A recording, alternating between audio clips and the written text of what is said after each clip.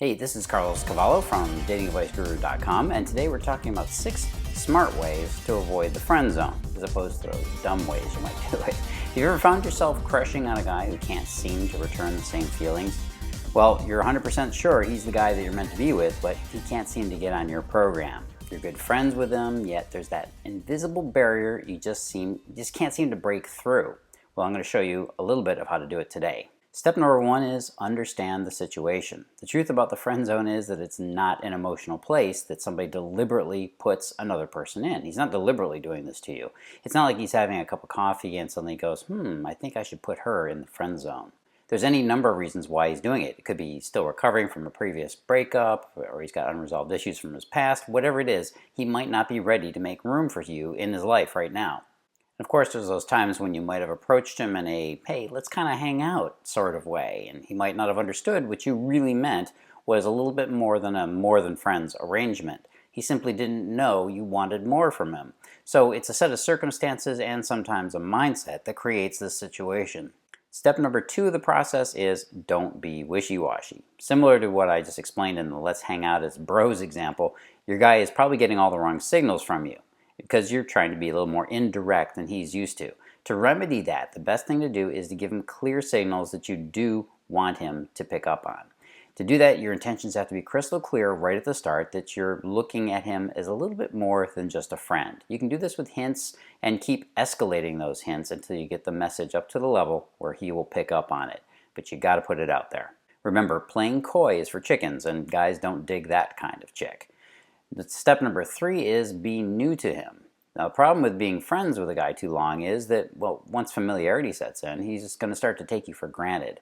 Romantically speaking, if a guy was to choose between a girl who he knows will always be available and the girl who he might accidentally lose, he might have slipped through his fingers, well, he's probably going to go after the other one. Why? Because it's the law of scarcity. Scarcity is something that the human nervous system responds to immediately.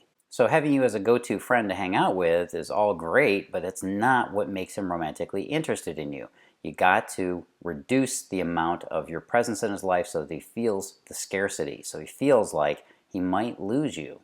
Step number 4 is broaden your horizons. Now you're probably wondering, Carlos, how do I inject the sense of novelty that he needs? That since he already knows me, how can I flip a switch in his head and make him forget that he knows me as a friend? Well, it's not something you can do. You can't just drop off the face of the planet. But you can walk away from the situation long enough for him to kind of forget you a little bit. And that means minimizing contact with him, stay away from texting, social media, chatting, whatever it is you're normally connecting with him when he's not around. And again, make him wonder what you're up to. And yeah, I'm going to put something out there that may not be comfortable for you, but is absolutely required. It's mandatory, practically mandatory, for you to get out there and meet a lot of those billions of other guys that are out there on Earth. I know I'm kind of exaggerating a little bit, but you get my point. You got to be out there seeing who else and what else is available. You're not obliged to go to bed with any of these guys or get hitched, but you want to be seeing the possibilities, and he should be sensing the possibility that you could find another guy. It's important that you keep dating. Step number 5 is get flirty. Now this is one area that scares a lot of women. I get most of my questions about flirting. A lot of them are afraid if they cross the line, they're going to get the guy freaked out and he's going to pull away. Well, that only happens when you use the wrong approach. If you flirt with him the right way, you'll push things in the right direction. Yes, there is a sexual component to getting flirty with a guy, but you do need to be strategic about it. Package it with some humor and he's going to be a lot less defensive about it.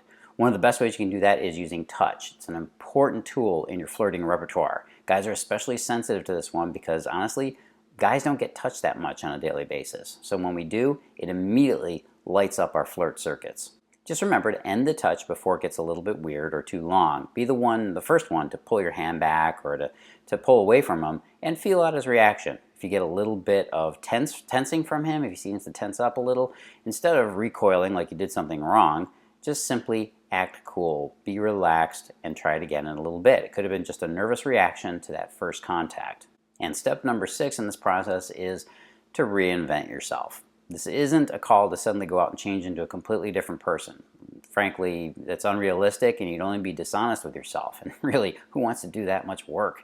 What I'd like for you to do instead is to bring out the best parts of your authentic personality and polish it up until it shines like crazy and catches his eye.